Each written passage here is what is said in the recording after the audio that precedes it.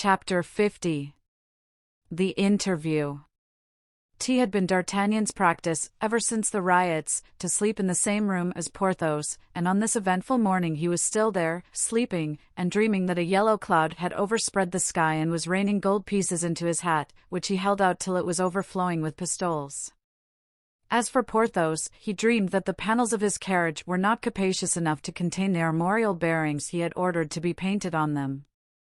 They were both aroused at 7 o'clock by the entrance of an unliveried servant, who brought a letter for D'Artagnan. "From whom?" asked the Gascon. "From the Queen," replied the servant. "Ho!" said Porthos, raising himself in his bed, "what does she say?" D'Artagnan requested the servant to wait in the next room, and when the door was closed he sprang up from his bed and read rapidly, whilst Porthos looked at him with starting eyes, not daring to ask a single question. "Friend Porthos," said D'Artagnan, handing the letter to him, "this time, at least, you are sure of your title of Baron, and I of my captaincy.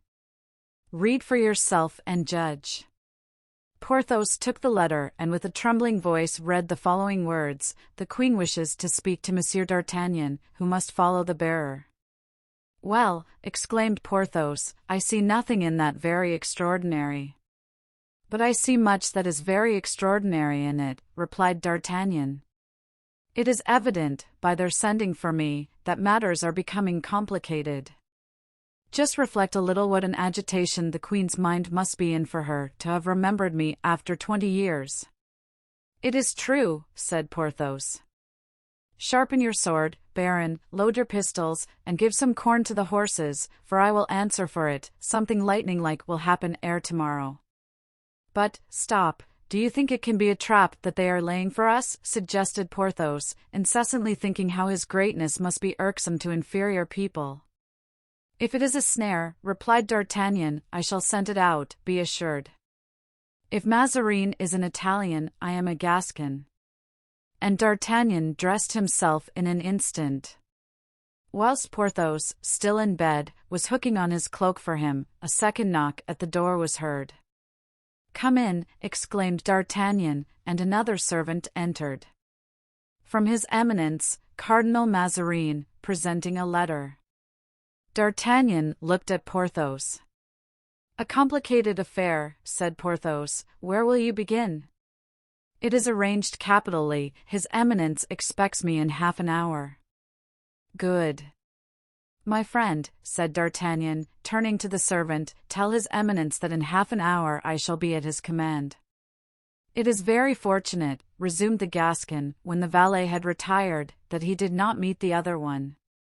Do you not think that they have sent for you, both for the same thing?" "I do not think it, I am certain of it." "Quick, quick, D'Artagnan. Remember that the Queen awaits you, and after the Queen, the Cardinal, and after the Cardinal, myself." D'Artagnan summoned an of Austria's servant and signified that he was ready to follow him into the Queen's presence. The servant conducted him by the Rue de Petit Champs and turning to the left entered the little garden gate leading into the Rue Richelieu, then they gained the private staircase and D'Artagnan was ushered into the oratory.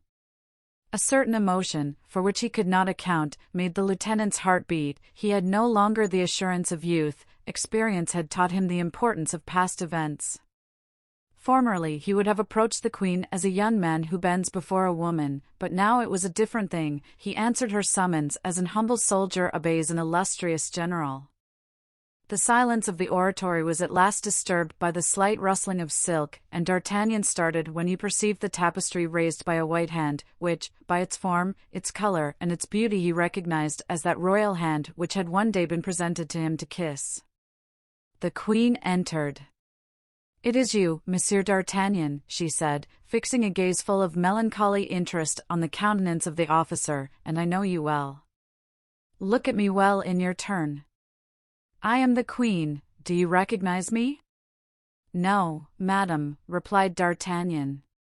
"But are you no longer aware," continued Anne, giving that sweet expression to her voice which she could do at will, "that in former days the Queen had once need of a young, brave, and devoted cavalier, that she found this cavalier, and that, although you might have thought that she had forgotten him, she had kept a place for him in the depths of her heart?"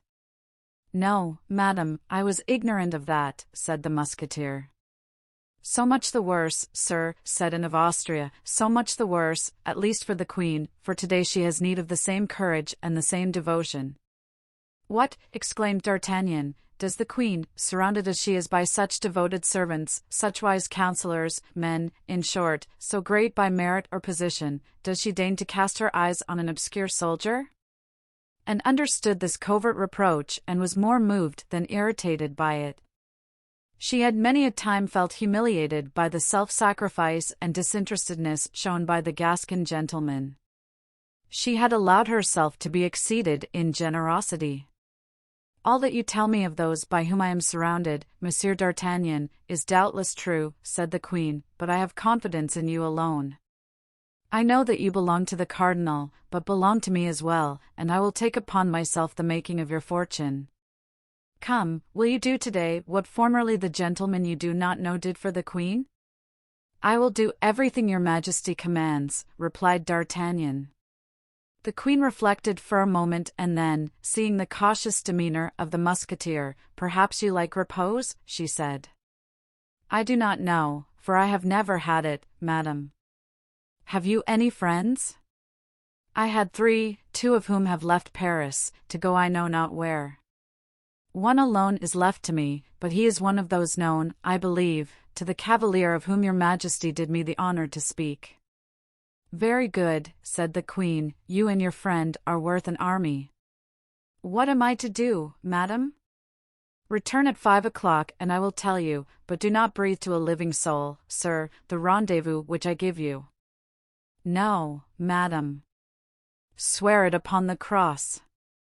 Madam, I have never been false to my word. When I say I will not do a thing, I mean it. The queen, although astonished at this language, to which she was not accustomed from her courtiers, argued from it a happy omen of the zeal with which D'Artagnan would serve her in the accomplishment of her project. It was one of the Gascon's artifices to hide his deep cunning occasionally under an appearance of rough loyalty. Has the queen any further commands for me now? Asked D'Artagnan.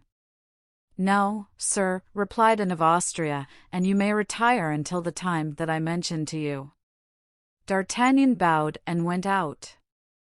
Diable, he exclaimed when the door was shut, they seem to have the greatest need of me just now. Then, as the half-hour had already glided by, he crossed the gallery and knocked at the cardinal's door. Bernouin introduced him. I come for your commands, my lord, he said. And according to his custom, D'Artagnan glanced rapidly around and remarked that Mazarin had a sealed letter before him. But it was so placed on the desk that he could not see to whom it was addressed. You come from the queen? Said Mazarin, looking fixedly at D'Artagnan. I. My lord, who told you that? Nobody, but I know it. I regret infinitely to tell you, my lord, that you are mistaken, replied the Gascon, impudently, firm to the promise he had just made to Anne of Austria. I opened the door of the anteroom myself and I saw you enter at the end of the corridor.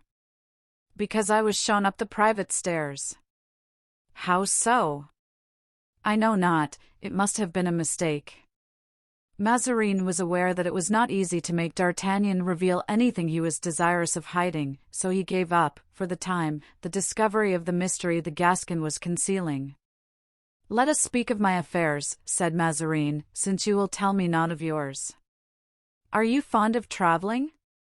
My life has been passed on the high road. Would anything retain you particularly in Paris? Nothing but an order from a superior would retain me in Paris. Very well.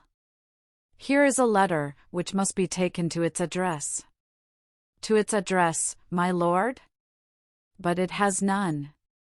In fact, the side of the letter opposite the seal was blank. I must tell you, resumed Mazarin, that it is in a double envelope. I understand, and I am to take off the first one when I have reached a certain place? Just so, take it and go. You have a friend, Monsieur du Vallon, whom I like much, let him accompany you. The devil, said D'Artagnan to himself. He knows that we overheard his conversation yesterday, and he wants to get us away from Paris. Do you hesitate? Asked Mazarin. No, my lord, and I will set out at once. There is one thing only which I must request. What is it? Speak. That your eminence will go at once to the Queen. What for? Merely to say these words. I am going to send Monsieur d'Artagnan away, and I wish him to set out directly. I told you, said Mazarin, that you had seen the Queen. I had the honor of saying to your eminence that there had been some mistake. What is the meaning of that? May I venture to repeat my prayer to your eminence? Very well, I will go. Wait here for me. And looking attentively around him, to see if he had left any of his keys in his closets, Mazarin went out. 10 minutes elapsed, during which D'Artagnan made every effort to read through the first envelope what was written on the second. But he did not succeed. Mazarin returned, pale and evidently thoughtful. He seated himself at his desk, and D'Artagnan proceeded to examine his face, as he had just examined the letter he held, but the envelope which covered his countenance appeared as impenetrable as that which covered the letter. Ah, thought the Gascon, he looks displeased. Can it be with me? He meditates. Is it about sending me to the Bastille? All very fine, my lord, but at the very first hint you give of such a thing I will strangle you and become Frondist. I should be carried home in triumph like Monsieur Broussel, and Athos would proclaim me the French Brutus. It would be exceedingly droll. The Gascon, with his vivid imagination, had already seen the advantage to be derived from his situation. Mazarin gave, however, no order of the kind, but on the contrary began to be insinuating. You are right, he said, my dear Monsieur d'Artagnan, and you cannot set out yet. I beg you to return me that dispatch. D'Artagnan obeyed, and Mazarin ascertained that the seal was intact. I shall want you this evening, he said. Return in 2 hours. My lord, said D'Artagnan, I have an appointment in 2 hours which I cannot miss. Do not be uneasy, said Mazarin, it is the same. Good, thought D'Artagnan, I fancied it was so. Return, then, at 5 o'clock and bring that worthy Monsieur du Vallon with you. Only, leave him in the ante-room, as I wish to speak to you alone. D'Artagnan bowed, and thought, both at the same hour, both commands alike, both at the Palais Royal. Monsieur de Gondi would pay 100,000 francs for such a secret. You are thoughtful, said Mazarin, uneasily. Yes, I was thinking whether we ought to come armed or not. Armed to the teeth, replied Mazarin. Very well, my lord, it shall be so. D'Artagnan saluted, went out and hastened to repeat to his friend Mazarin's flattering promises, which gave Porthos an indescribable happiness.